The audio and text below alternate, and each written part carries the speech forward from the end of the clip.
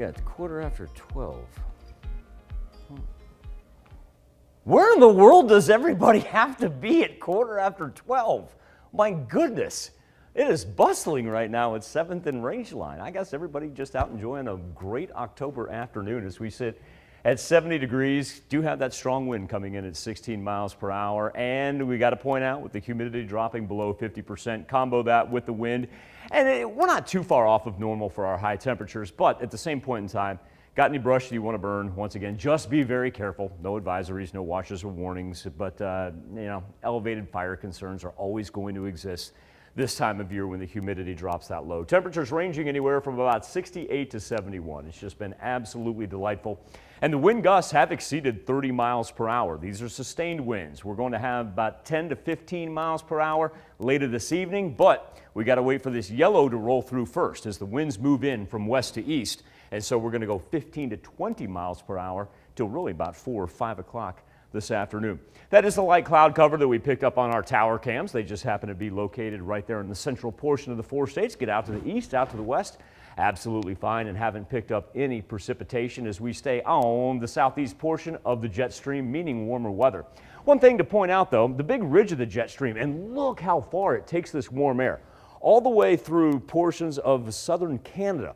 Usually, we had it right here yesterday, and usually that's where it wants to kind of peak out. But this thing has really taken all the southern warm air and pushed it so far to the Atlantic coast and down to the southeast that they are going to be close to breaking some October record high temperatures. And then we've got this one right here that sits squarely in the trough of the jet stream, and what that's presented portions of not only Utah, but also working into a little bit of the Dakotas, a severe winter storm warning. Here we are, October 19th. They're worried about severe winter storm warnings. My goodness.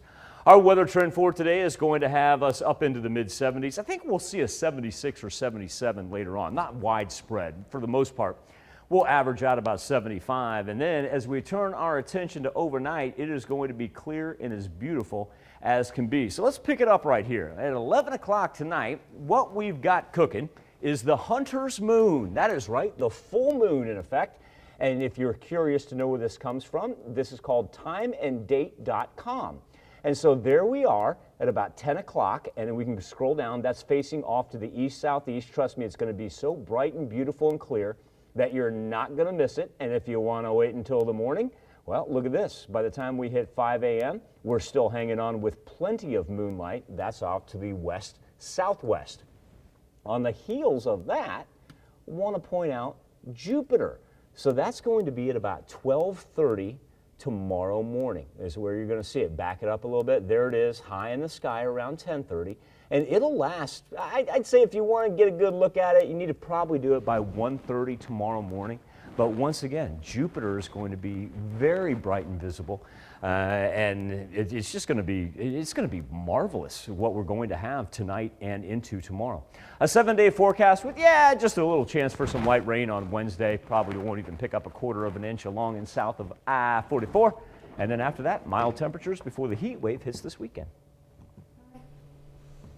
I'm assuming the reason why it's called the Hunter's Moon has to deal with everyone out and about hunting. It's so bright and so orange that you actually wouldn't even need to go back to Native American times. It would be perfect. It would be a perfect night to hunt because you would not need any other sources of light. Perfect sense. All right, thanks, Michael.